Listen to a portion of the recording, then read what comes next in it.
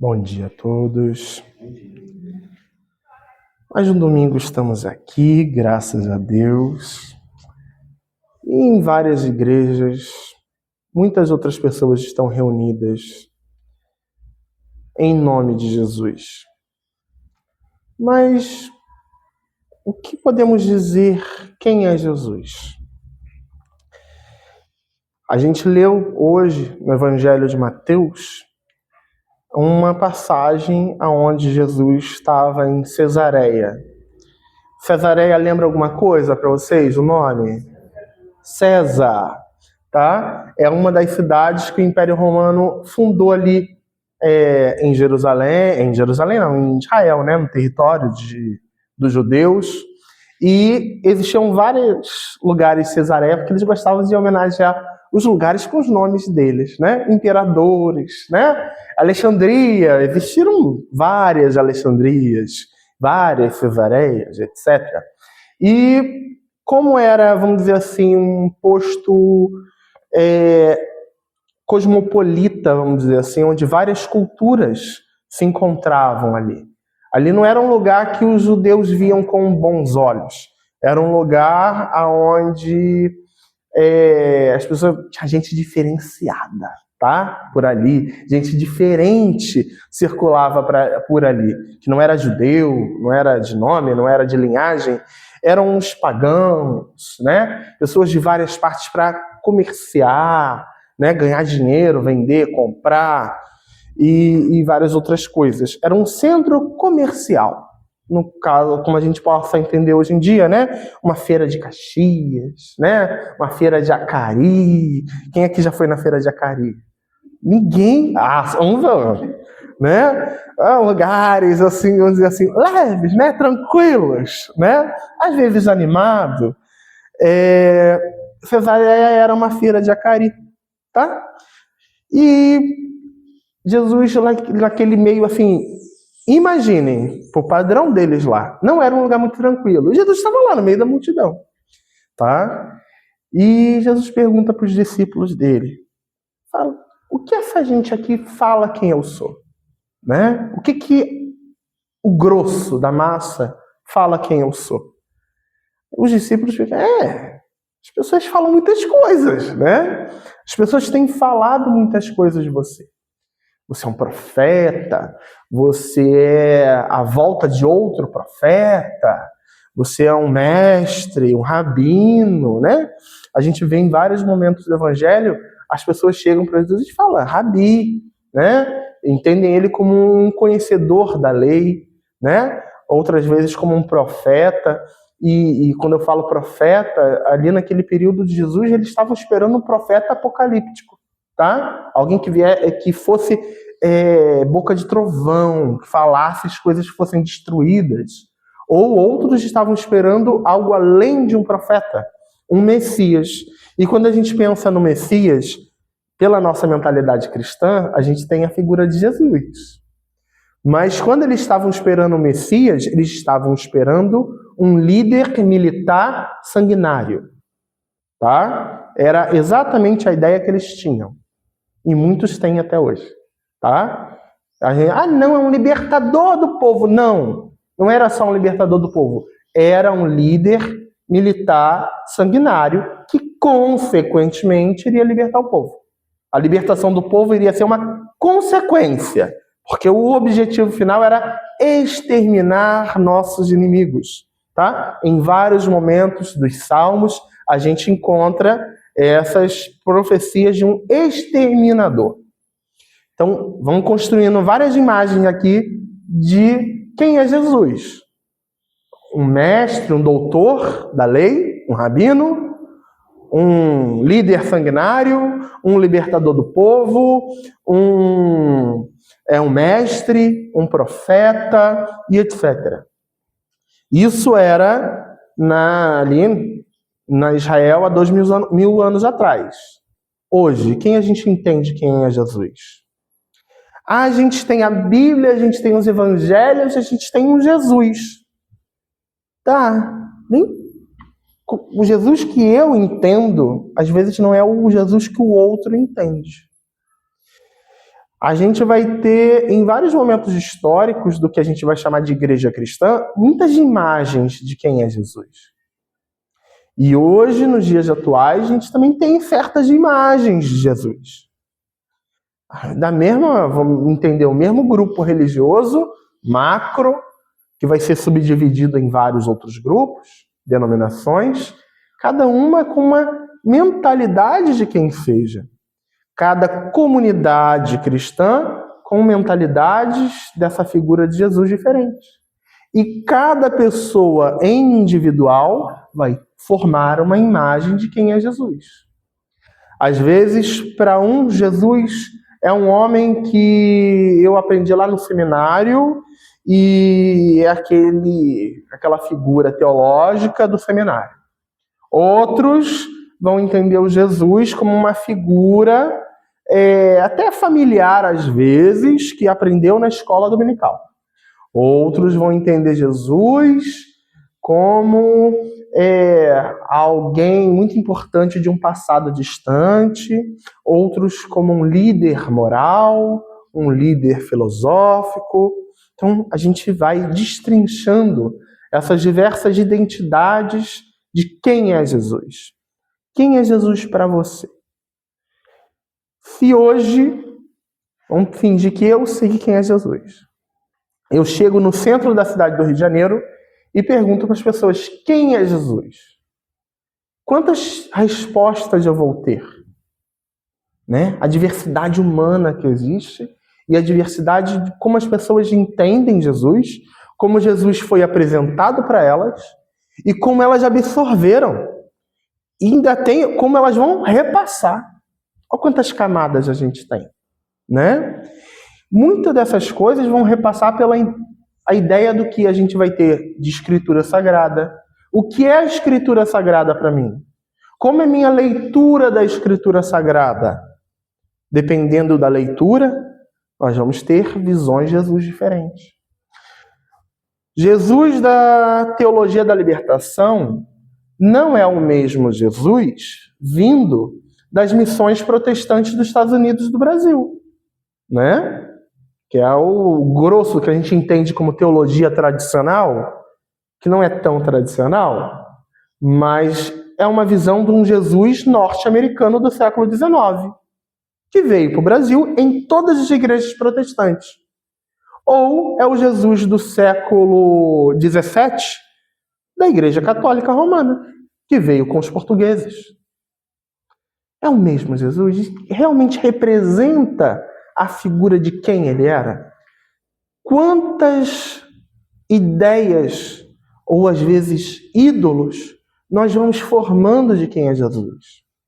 Jesus é o mesmo que condena a bebedeira, é o mesmo que condena os pecados diversos das pessoas em alguns grupos, né? E a gente vai criando essa ideia de uma multiplicidade. Existia uma série chamada Deuses Americanos, né? E é muito engraçado. Nessa série, eles falam da decadência moderna dos deuses da antiguidade.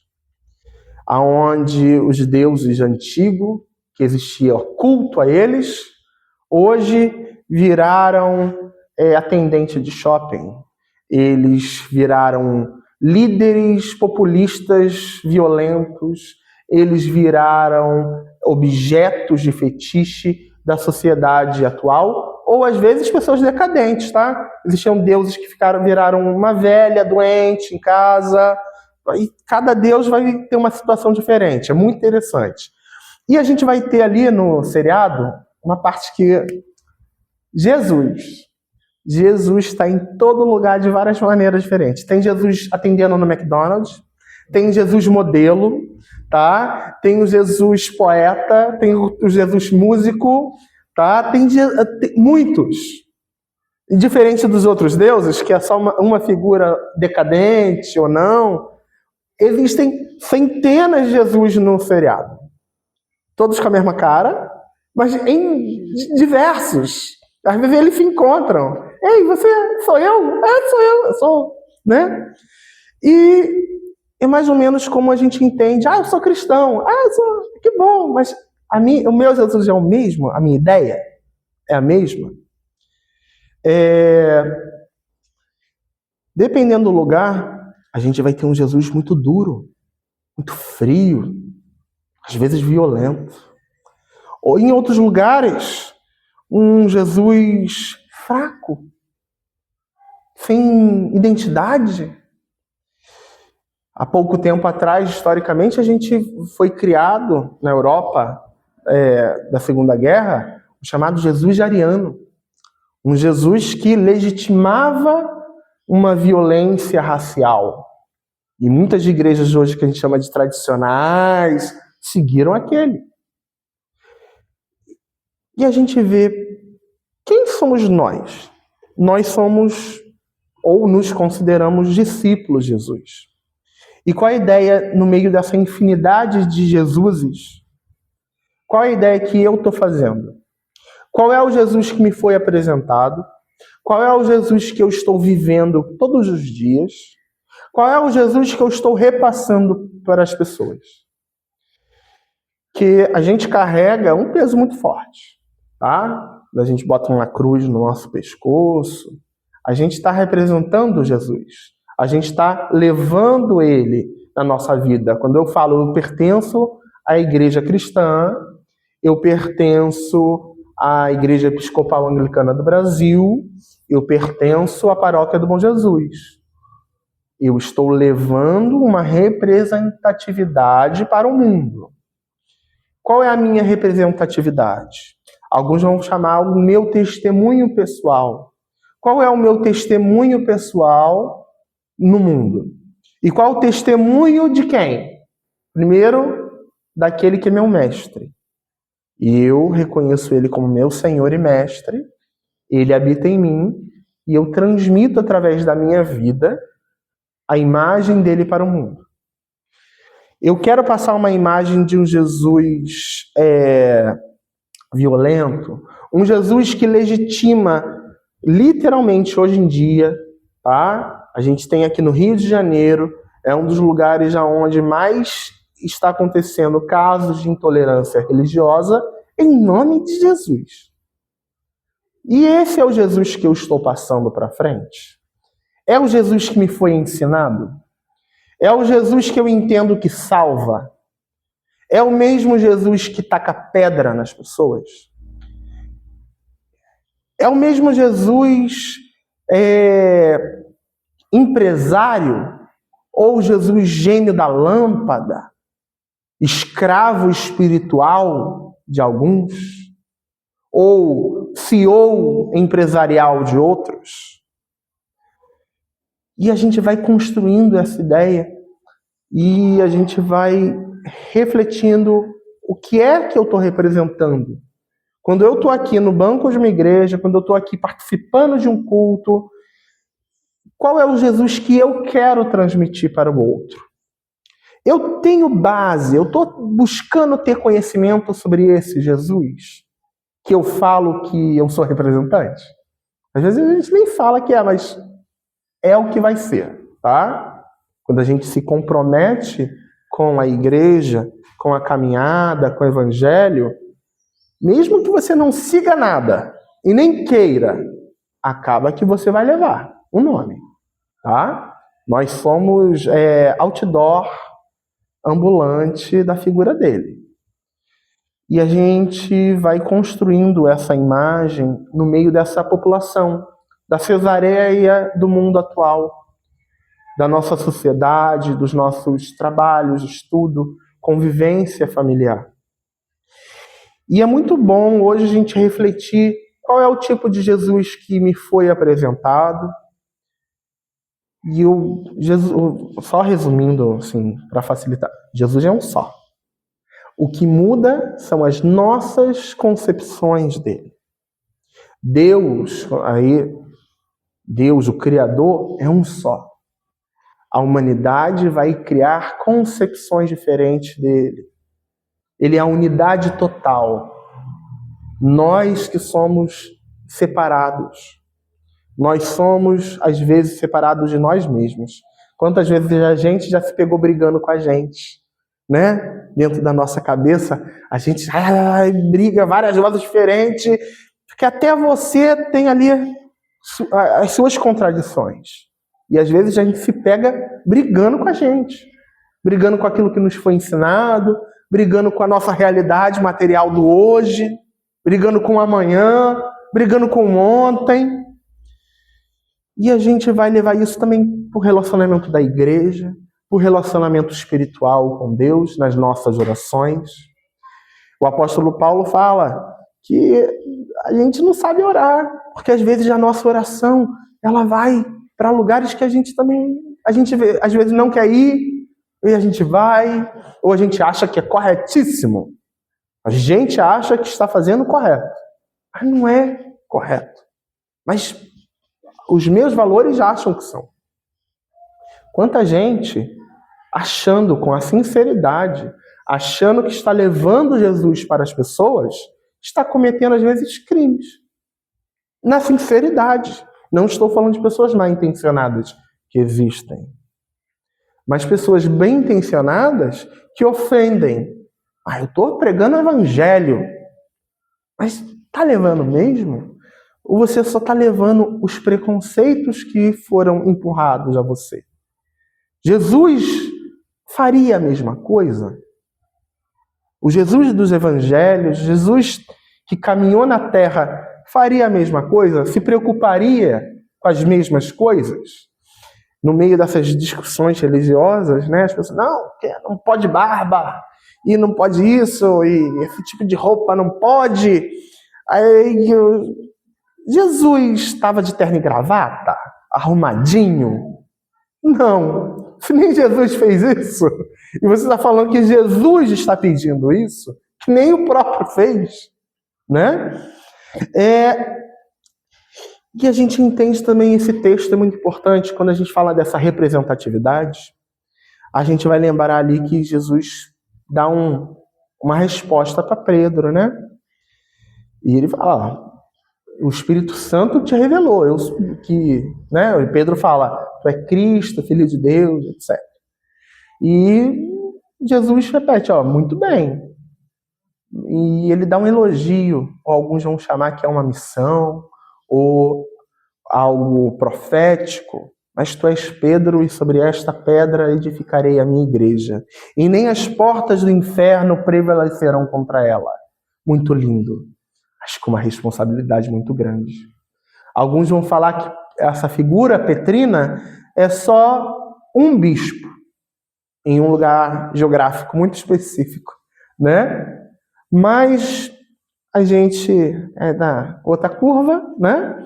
A gente vai entender que tem muito mais significado. Existe, realmente, às vezes pode existir esse significado histórico, né? Daqueles que são representantes do episcopado de Pedro, e a gente reconhece, legal. Mas isso vai mudar alguma coisa na sua vida? Acho que não, tá? Quando você pega o ônibus, isso não muda nada, tá? Mas quando você é um pedacinho dessa estrutura de Jesus, dessa igreja, um pedaço, cada um de nós é uma pedra viva que fala no mundo. E nós somos edificadores do corpo de Cristo. Nós somos representantes de um corpo maior. E essa representação de um corpo maior nos dá autoridade, nos dá luta e nos dá responsabilidade de confessar: eu creio em Cristo, Cristo está em mim. E a gente carrega essa responsabilidade de sermos pedras vivas nessa construção. E teremos também a questão, alguns vão chamar de chave, né?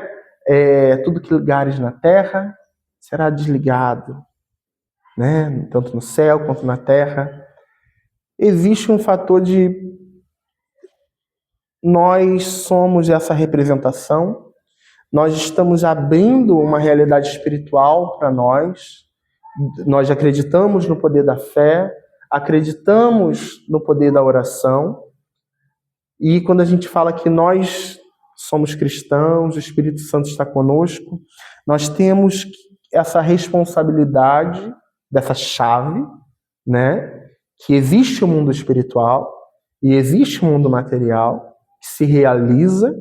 Os antigos herméticos vão falar que tudo que está acima é como que está embaixo.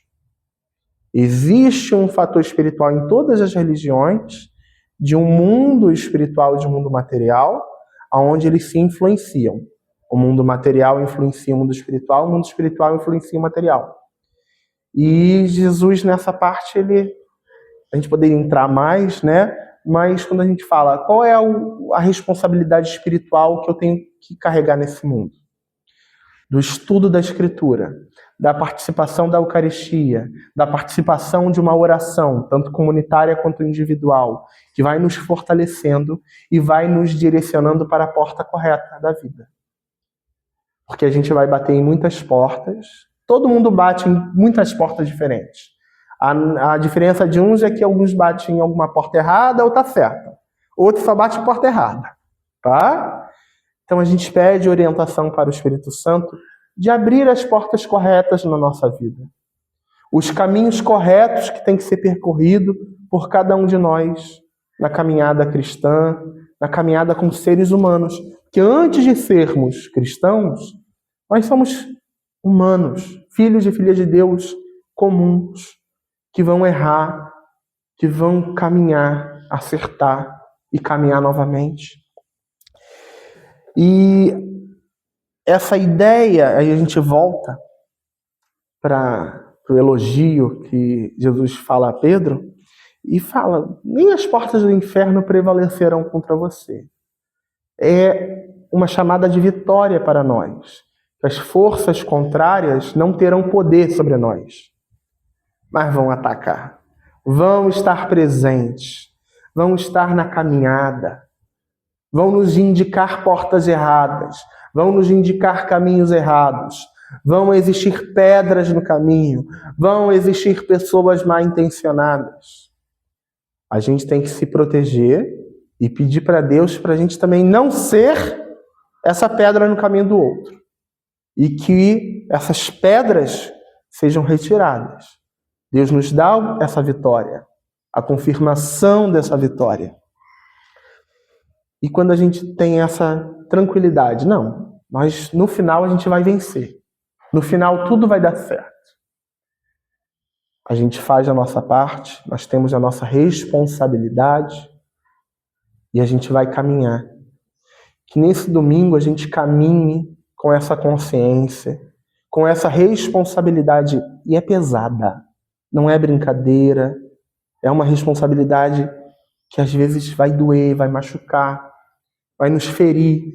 Em outros momentos, nós mesmos vamos brigar conosco em relação a essa responsabilidade da imagem de Jesus que carregamos. Que não queiramos carregar um Jesus europeu, vindo de missão, com preconceitos, com limitações. Não.